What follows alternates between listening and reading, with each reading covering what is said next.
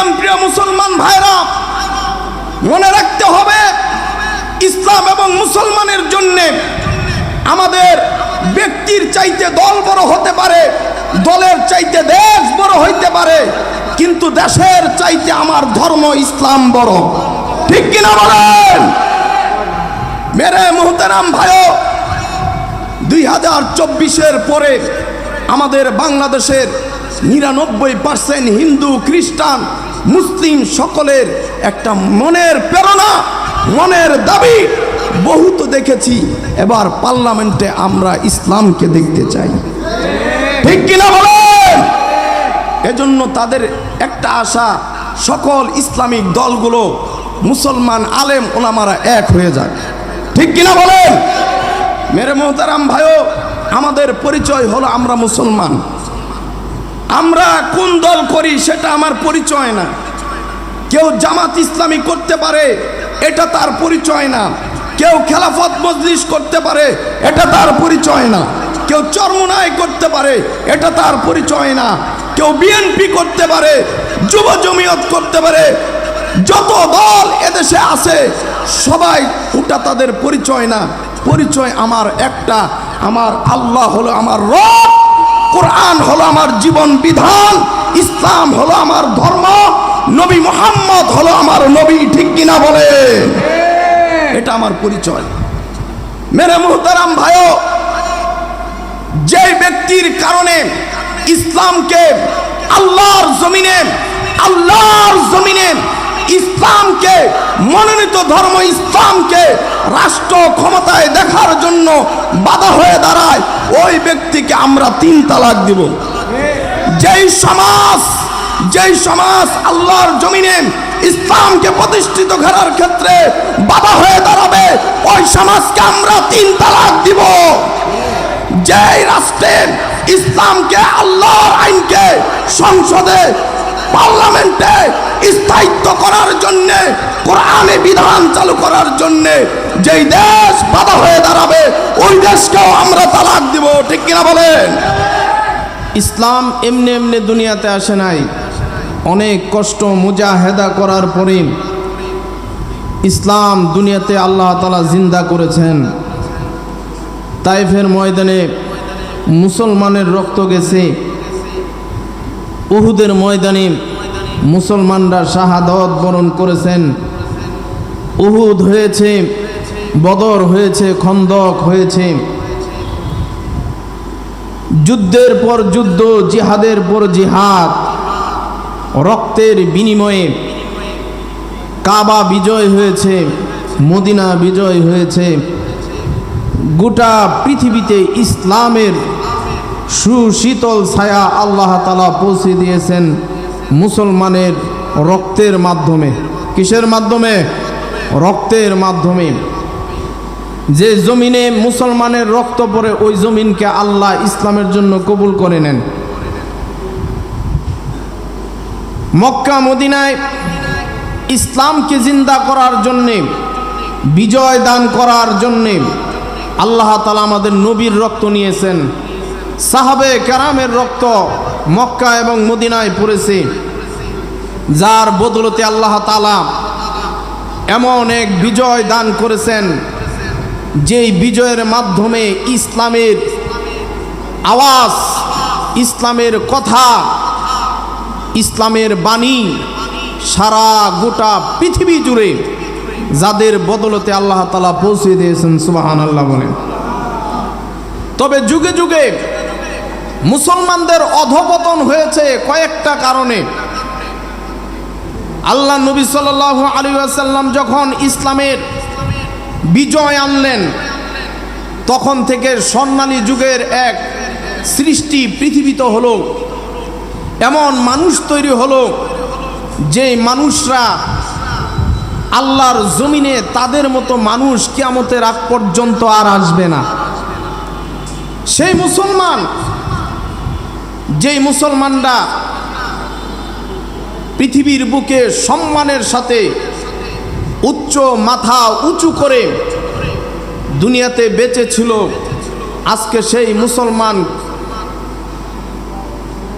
কালের বর্তমানে অবর্তমানে আজকে সেই মুসলমান ইহুদ নাসারাদের পায়ের নিচে পড়তে তারা সদা সর্বদা প্রস্তুত থাকে।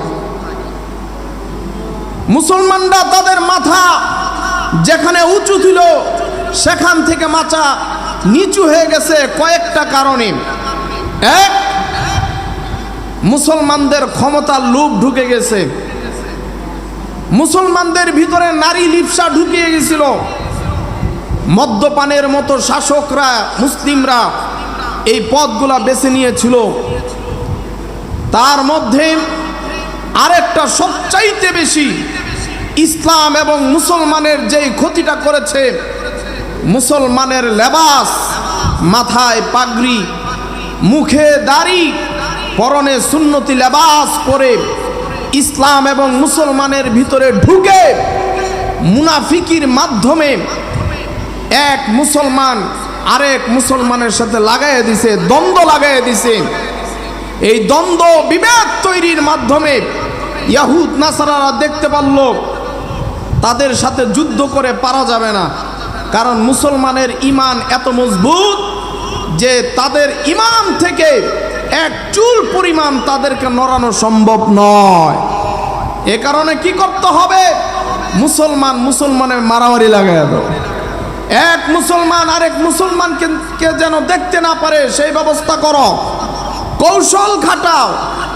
এই কৌশলগুলো খাটায়া তারা এমন এক সফল হয়েছে যেই মুসলমানরা মাথা উঁচু করে দাঁড়াতো, তাদের পায়ের নিচে ইহুদ নাসারারা থাকতো, আজকে সেই মুসলমানেরা তাদের ঐতিহ্য ভুলে ইহুদ নাসারাদের দাসত্ব করা শুরু করে দিয়েছে। মুনাফিকরা যেভাবে ইসলামী খেলাফতকে ধ্বংস করেছে, এই মুনাফিকরাই সবচাইতে বেশি ইসলাম এবং মুসলমানের ক্ষতি করেছে। সোনালী যুগের সমাপ্তির যেখান থেকে সূচনা হয় সেটা হলো আমাদের তৃতীয় খলিফা হযরতে উসমান রাদিয়াল্লাহু তাআলা আনহু। তার শাহাদাতের মাধ্যমেই এই বিশ্ব পরিমণ্ডলে ইসলামী খেলাফত ধ্বংসের দিকে যাওয়া শুরু করে। হযরত উসমান রাদিয়াল্লাহু তাআলা আনহু এমন একজন খলিফা ছিলেন যিনি নাকি দুনিয়াতে জান্নাতের সার্টিফিকেট আল্লাহ যাকে দিয়েছেন, সুবহানাল্লাহ বলেন। নবীজি দুইবার দুনিয়াতে জান্নাত বিক্রি করেছেন, দুবার এই উসমান জিন্নুরাইন আল্লাহর নবীর কাছ থেকে জান্নাতের সার্টিফিকেট গ্রহণ করেছেন, সুবহানাল্লাহ বলেন। এমনকি হযরত উসমান এমন এক সাহাবী ছিলেন যেই উসমানের দান মক্কা এবং মদিনার এমন কোনো ঘর বাকি ছিল না যে ঘরের ভিতরে হযরত উসমানের দান পৌঁছায় নাই। আল্লাহর নবী তার দুইজন কন্যা সন্তান তিনি যেই সাহাবীর কাছে বিবাহ দিয়েছিলেন সেই সাহাবীর নাম হলো হযরত উসমান, সুবহানাল্লাহ বলেন। এজন্য তাকে জিন্নুরাইন বলা হয়। উসমান গনি আল্লাহ নবীর সাহাবী, উসমান তৃতীয় খলিফা। হযরতে উসমান রাদিয়াল্লাহু তাআলা আনহু তৃতীয় খলিফা। মুনাফিকরা বিভিন্নভাবে চক্রান্ত করতে শুরু করল কিভাবে হযরত উসমানকে খেলাফত থেকে নামানো যায়। কারণ হযরত উসমান হযরত উমরের মতো ছিল না, কারণ হযরত উসমান হযরতে আবু বকরের মতো ছিল না। হযরতে উসমান এমন এক সাহাবী ছিলেন, নরম সরম সাহাবী, ভেজাল টেজাল বুঝতো না। এজন্য মুনাফিকরা সুযোগ পেয়ে যায়, এটাই তো সুযোগ ইসলামী খেলাফত ধ্বংসের জন্য। হযরতে উসমানকে যদি একবার খেলাফতের আসন থেকে চক্রান্ত করে তাকে বের করে দেওয়া যায়, তাহলে যেই ইসলামের বীজ দুনিয়াতে বপন হয়েছিল সেই ইসলামের বীজ আবার দুনিয়া থেকে বিদায় নিবে। মুনাফিকরা চক্রান্ত শুরু করলো, চক্রান্ত এমনই পর্যায়ে গেল মুনাফিকরা ইমানদার মুসলমানদেরকেও তাদের দলে নিয়ে চলে গেছে। মুনাফিকদের ভিড়ে মুসলমান মুমিন তারাও চলে গেছে উসমানের বিরুদ্ধে। মুনাফিকরা সিদ্ধান্ত নিল হযরত উসমানকে মেরে ফেলবে, হযরত উসমানকে শহীদ করে ফেলবে। মুনাফিকরা যখন হযরত উসমানকে শহীদ করার জন্য প্রস্তুতি নিল, মুনাফিকরা হযরত উসমানের বাড়ি ঘেরাও করে ফেলেছে। হযরত উসমানের বাড়ির চতুর্দিকে মুনাফিকদের ভিড় হয়ে গেছে। মুনাফিকদের ভিড়ে মুমিনরাও তাদের মাঝে প্রবেশ করেছে। মুনাফিকরা দেওয়াল টপকায়া হযরতে উসমানের ঘরে প্রবেশ করেছে। হযরতে উসমান রাদিয়াল্লাহু তাআলা আনহু তখন আল্লাহর কালাম তেলাওয়াত করতেছিলেন। এমনকি হযরতে উসমান সেদিন এমন এক সাহাবী আল্লাহর কালাম পড়তেছিলেন এবং উসমান শাহাদাতের দিন তিনি রোজা অবস্থায় ছিলেন। মুনাফিকরা হযরতে উসমানের কাছে যায় বলে, এই উসমান, খেলাফত ছাড়বা না গর্দান দিবা? উসমান বলে, আমি খেলাফত কেন ছাড়বো? আমার অপরাধ কি? আর তোমরাই বা কেন আমাকে মারতে আসছো? তোমরা না মুমিন মুসলমান? মুমিন মুসলমান তো অন্যায়ভাবে অন্য মুসলমানকে হত্যা করতে পারে না। আর আমি উসমান জীবনে কোনোদিন অন্যায়ভাবে কাউকে আমি উসমান হত্যা করি নাই। হত্যা করলে হত্যার বদলে কিসাস করা যায়, কিন্তু আমি উসমান তো কাউকে হত্যা করি নাই। তাহলে আমাকে কেন মারবা? আমি উসমান জীবনে কোনোদিন জিনা করি নাই, জিনার কাছেও আমি উসমান যাই নাই। জাহিলিয়াতের যুগে যখন আমি ছিলাম অমুসলিম, তখনও আমি উসমান জিনা করি নাই। ইসলাম যেদিন কবুল করেছি এরপর থেকেও আজ পর্যন্ত আমি উসমান জিনা করি নাই। জিনা করলে ইসলামী শরীয়তে তাকে সঙ্গে সার করা যায়, কিন্তু আমি উসমান তো সে অপরাধী না।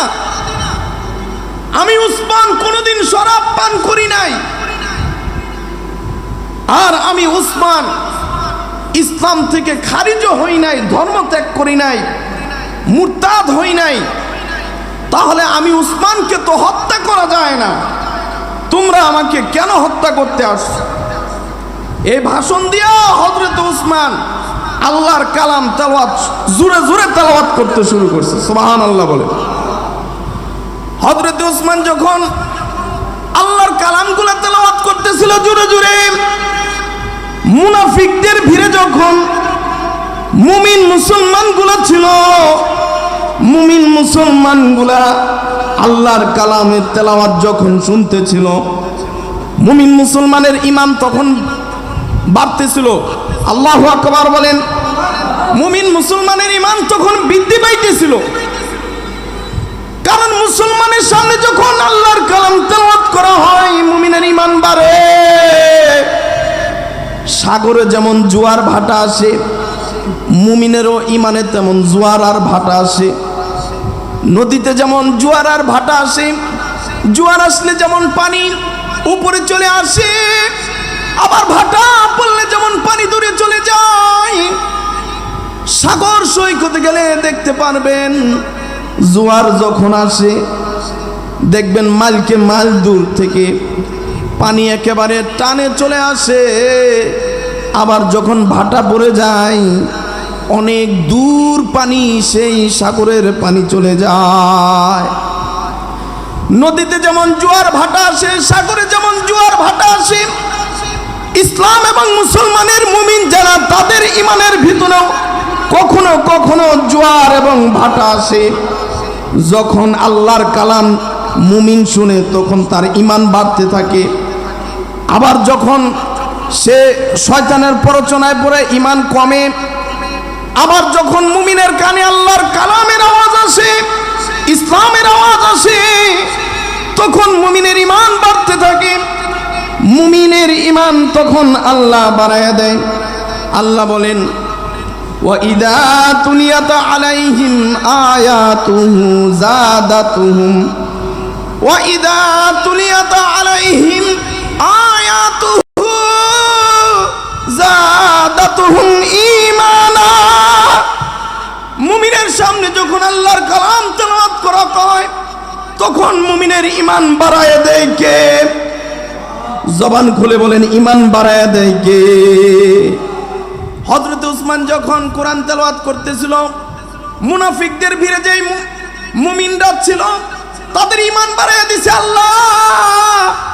মুমিনরা বলে হায় হায়। সত্যি কথাই তো, হযরত উসমান আল্লাহর নবীর জামাতা, জান্নাতের সার্টিফিকেট প্রাপ্ত সাহাবী। আমরা শয়তানের মুনাফিকদের প্ররোচনায় পইরা হযরত উসমানকে মারতে আসছি। হযরত উসমান তো আল্লাহ তাআলার সুসংবাদ প্রাপ্ত প্রিয় একজন সাহাবী। হযরত উসমানকে মারলে অন্যায় হবে। মুনাফিকদের ভিড়ে যায় মুমিন মুসলমান ছিল, ওরা দেওয়াল টপকায় আবার বাইরে চলে গেছে। কিন্তু মুনাফিকরা হযরত উসমানের তেলাওয়াত অবস্থায় হযরত উসমানের কাঁধে ঘাড়ের ভিতরে তরবারির আঘাত দিয়ে দিছে। তরবারির আঘাতে হযরত উসমানের রক্ত আল্লাহর কালামের কোরআনের উপরে পড়ে গেছে। হযরত উসমানকে বাঁচানোর জন্য তার বিবি যখন হাত বাড়াইয়া দিছে, হযরত উসমানের বিবির হাতের আঙ্গুলগুলা 4টা আঙ্গুল তরবারির আঘাতে নিচে পড়ে গেছে। আর হযরত উসমান মুনাফিকের তরবারির আঘাতে গর্দান কেটে যায়। হযরত উসমানের রক্ত আল্লাহর কালামের উপর পড়েছে। আর হযরত উসমান রোজা অবস্থায় আল্লাহর কালামের উপরে হযরত উসমান শহীদ হয়ে যায়। মুনাফিকদের চক্রান্তে হযরত উসমান শাহাদাত বরণ করেন। ও দিন প্রিয় ইসলাম প্রিয় মুসলমান ভাইরা, মনে রাখতে হবে ইসলাম এবং মুসলমানের জন্য আমাদের ব্যক্তির চাইতে দল বড় হতে পারে, দলের চাইতে দেশ বড় হইতে পারে, কিন্তু দেশের চাইতে আমার ধর্ম ইসলাম বড়। ঠিক কিনা বলেন? মেরে মুহতারাম ভাইও, 2024-এর পরে আমাদের বাংলাদেশের 99% হিন্দু, খ্রিস্টান, মুসলিম সকলের একটা মনের প্রেরণা, মনের দাবি। বহুত দেখেছি, এবার পার্লামেন্টে আমরা ইসলামকে দেখতে চাই। ঠিক কিনা বলেন? এজন্য তাদের একটা আশা, সকল ইসলামিক দলগুলো, মুসলমান আলেম ওলামারা এক হয়ে যায়। ঠিক কিনা বলেন? মেরে মোহতারাম ভাইও, আমাদের পরিচয় হলো আমরা মুসলমান। আমরা কোন দল করি সেটা আমার পরিচয় না। কেউ জামাত ইসলামী করতে পারে, এটা তার পরিচয় না। কেউ খেলাফত মজলিস করতে পারে, এটা তার পরিচয় না। কেউ চরমোনাই করতে পারে, এটা তার পরিচয় না। কেউ বিএনপি করতে পারে, যুব জমিয়ত করতে পারে। যত দল এদেশে আছে সবাই, ওটা তাদের পরিচয় না।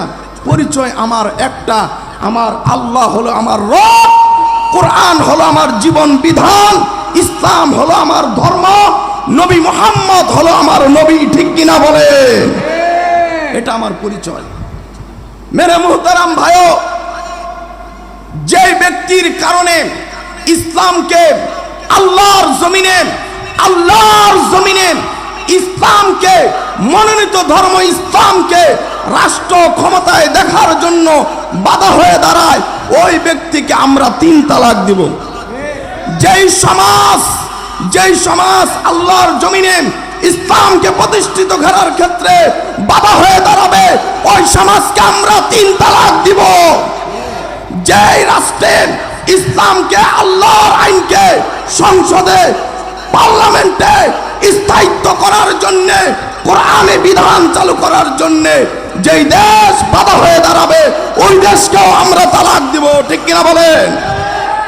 শুধুমাত্র একটা কথাই বলবো, সবার আগে আমার আল্লাহ, সবার আগে আমার ধর্ম ইসলাম, সবার আগে আমার জীবন বিধান কোরআন, সবার আগে আমার নবী, এরপরে সব কিছু। ঠিক কিনা বলেন? মেরে মুহতারাম ভাইও, আমরা ইসলামের পথে থাকতে রাজি আছি তো ইনশাল্লাহ? আপনার একটা জিনিস লক্ষ্য করবেন, পৃথিবীতে এক সময় যেমন মুসলমানরা সুপার পাওয়ার ছিল, আজকেও কিন্তু মুসলমানরা সুপার পাওয়ার, ঠিক কিনা বলেন? আমরা কিন্তু দুর্বল নই, আমরা কিন্তু দুর্বল নই। মানুষে বলে, মাঝে মাঝে বলে যে আমেরিকা হলো এই পৃথিবীর সুপার পাওয়ার। আবার কেউ কেউ বলে না, এদেশের সুপার পাওয়ার হলো আপনার রুশ, রাশিয়া। আবার কেউ কেউ বলে এদেশের সুপার পাওয়ার, এই পৃথিবীতে বর্তমানে সুপার পাওয়ার হলো ইসরায়েল।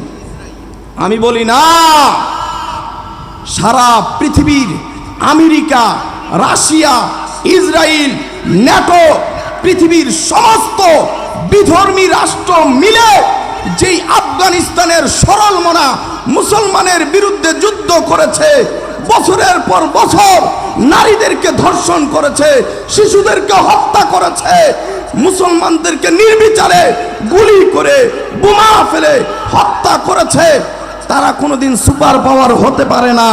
সুপার পাওয়ার তো তারা যাদের ইমানের কাছে রাশিয়া, চীন, আমেরিকা, ইসরায়েলরা মাথা নত করতে বাধ্য হয়েছে, ঠিক কিনা বলেন? মেনে মোহতারাম ভাই, আল্লাহ তাআলা আমাদের সকলকেই ইসলামের সঠিক বুঝার তৌফিক